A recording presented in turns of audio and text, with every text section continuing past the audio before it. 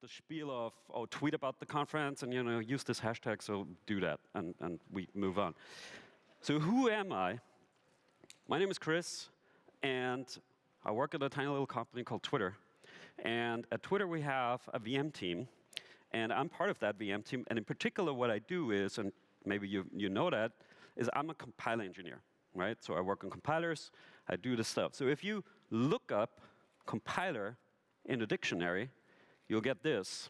It's a person who produces a list or book by assembling information or written material collected from other sources. That's not what I do. There's a second definition. It's a program that converts instructions into machine code or lower-level form so that they can be read and executed by a computer. That's what I do, right? So I work on compilers. And in particular, I work on something called optimizing compilers. And there's something like source compilers like Java-C or Scala-C. And if you look that up on Wikipedia, you see common requirements are to minimize a program's execution time. That's what we all want from a compiler. Memory requirement and power consumption. And then it says the last two being popular for portable computers, right? Because we want our laptops and our phones to run as long as they can on the battery we have. But the latter two getting more and more important in our everyday lives as well, especially in data centers. So this talk I call performance, and you might have thought, okay, yeah, he's the compiler guy from Twitter. He's probably talking about the same stuff again. It's not true. This one is actually performance and our impact, right? So let's talk about this a bit. Software development today, I think at least, is dictated by sprints and all this stuff. So actually, I've never done a sprint. So I work on the JVM. We do things slightly differently. So I had to look up on the Atlassian website what a sprint actually is. It says it's a short time boxed period where a Scrum team works on a complete set of amount of work. I don't even know what a Scrum team is. Really don't. There's another definition that says sprints make projects more manageable, allow teams to ship high-quality work faster and more frequently, and gives them more flexibility to adapt to change. Is that true? I hope it is. I don't know. I'm worried about this part. I'm worried about the faster and more frequently because I think, and I've heard this from people many times, that you get pushed to deliver features as quickly as you can. Like, deliver this today, deliver that today, deliver. And you never have time to sit back and think about what you've actually done. So this is what this talk is about. Let me tell you a short story. When I joined Twitter, I heard of this team. I don't even know which team it is, and I wouldn't name it, obviously, if I would. There was a team, they had one of our services, right?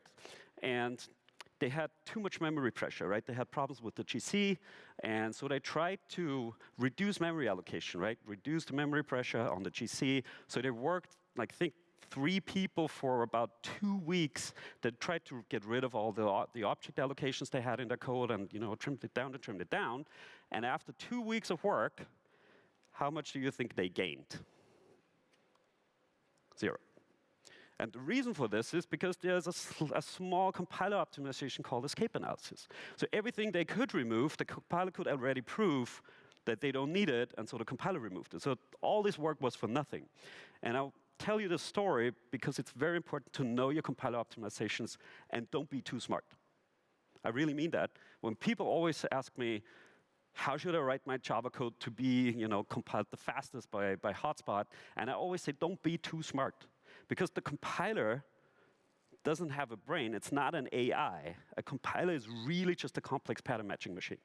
And if you break the pattern that we are expecting, we cannot optimize the code, right? So don't be too smart. You can read up all the compiler optimizations on Wikipedia if you're interested. I'm not going into that. So I want to come to this part, data center electricity usage. I think it's very important when you remember what the dictionary entry said about power consumption. Very important in the data center today. So this is a webpage from Google, and right in there in the paragraph, it says 2% of the world's electricity are used by data centers. 2% of everything we use. It's outrageous. It's a lot, right? So this is the energy forecast. We are now in 2020. You see it right there, and there are 2 colors in there, the green one and the blue one, that will go up exponentially. And I'm interested in the green one right here. So 2020, you see in 10 years, it will triple or quadruple. So we should start thinking about the electricity usage, the code we are writing, how to optimize it to not use as much. The good thing is the big companies, for example, Google, they're trying to do something, right? So what Google does, they said, okay, we try to do 100% renewable energy, and they actually already achieved that in 2017, which is great, right? The downside to this is, sure, they're using renewable energy, but if they wouldn't use it, we could use it somewhere else, right? Because everything else then runs still on coal. I like this tweet. I found it on Twitter, obviously. And so Google is building this new data center at Alabama, and they tore down a coal-fired power plant, right? And they're building a data center there, and they're also building, I think, a solar farm next to it. I found that cute, right? Getting rid of a coal-fired power plant and then build something else. Amazon also tries to do that, 100% renewable energy. They said they already exceeded 50% renewable energy in 2018. I'm not exactly sure where they are now. That's an up-to-date website, so I'm not sure where they are now. But they have announced, as you can see in the second paragraph, to build more wind farms and solar farms, and they want to have 2.9 terawatt hours of renewable energy annually. So that's pretty cool, right? Microsoft is doing something very interesting that I've never heard of before. They have something called a carbon fee, an internal carbon fee. So every team has a budget they can use, like a carbon emission budget, and if they use per metric ton, they have to pay $15. Right? That's a very good incentive from management to actually get the engineers to reduce whatever they're doing, to actually give them time to think about it, because otherwise they have to pay for it.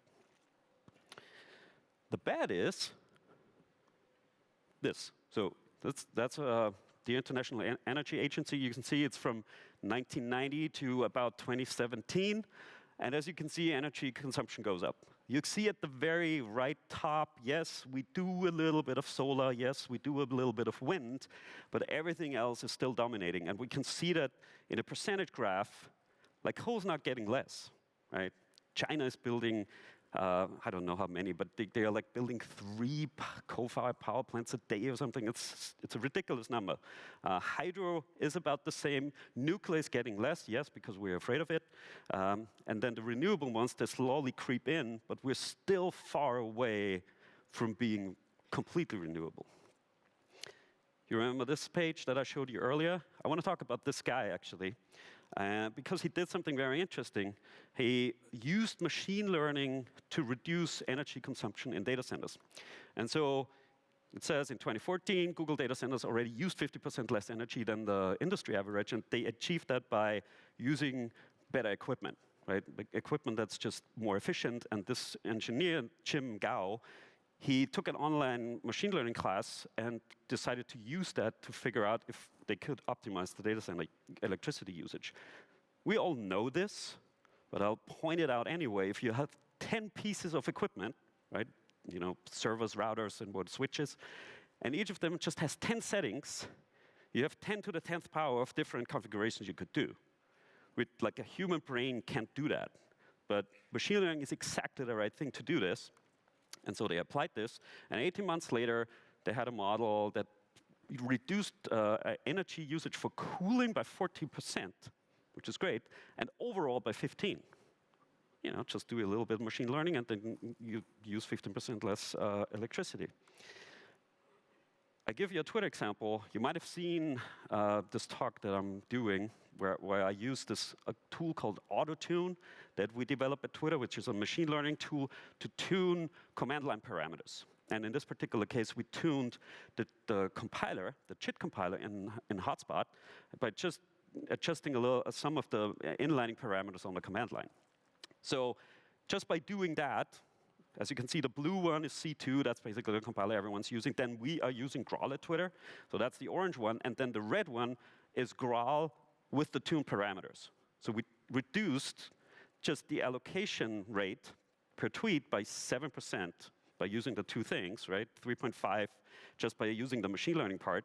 That translates into less GC cycles, right? Because we don't allocate as much memory, so we have 7% less GC cycle. That translates into, because GC cycles always affect your latencies. So we reduced latencies, P99 latencies, it's a little hard to see on this graph, but if you integrate it out, it looks like that. We reduced P99 latencies by 28% just by using Graal and a little bit of machine learning on top. And that translates into less CPU time, right? So we use 18% less CPU, which is a lot, because that means we can use for this particular service, which was the tweet service, 18% fewer machines and 18% less electricity. And that's huge, that's big impact, right? So we save 18 here, Google saves 15 in the data centers, and so on and so on. Who knows what that is? Bitcoin mining farm, my favorite example, I love it. This is already a little old, it's September and it's constantly changing, right? But if you look at it, one Bitcoin transaction, 606 kilowatt hours. It's ridiculous.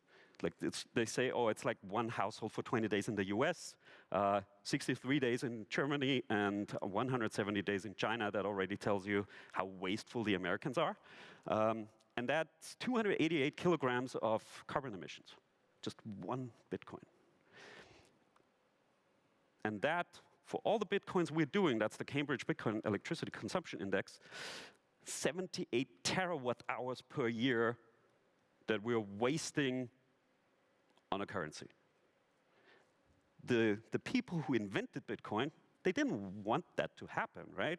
They started this thing, they thought it's cool, and then they thought, oh, it's probably cool if we make it more and more expensive for the next transaction to happen. But this is where we are.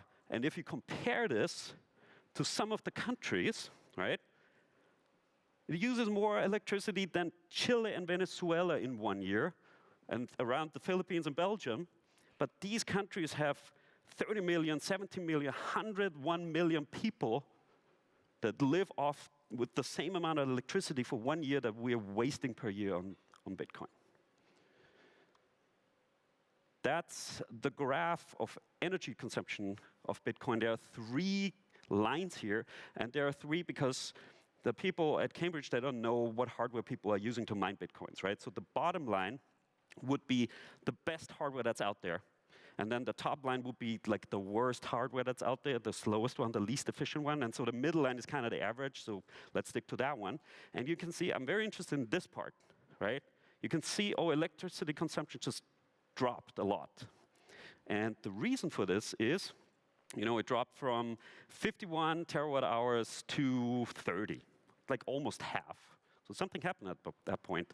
And if we bring in the graph of how much a Bitcoin was worth, you can see that at this particular point in time, it dropped from $6,000 to $3,000. And that's when people stopped mining them, right? So everything is money-driven, right? You have to deliver features because your company wants to sell something and make money. Everything's money-driven. If you think about the internal carbon fee that Microsoft is doing, $15 per metric ton, money-driven. Everything's money-driven. No one sits back and ever thinks, you know, I'm in a good mood today, I want to save the world. No one does that. But we should. So this is a little hard to see, but it's all the countries in the world, how much it costs to mine one Bitcoin, and I pulled some out. As you can see, in Venezuela, it's the cheapest. It's probably because electricity is the cheapest over there, so $500. If you want to get into the Bitcoin mining business, move to Venezuela.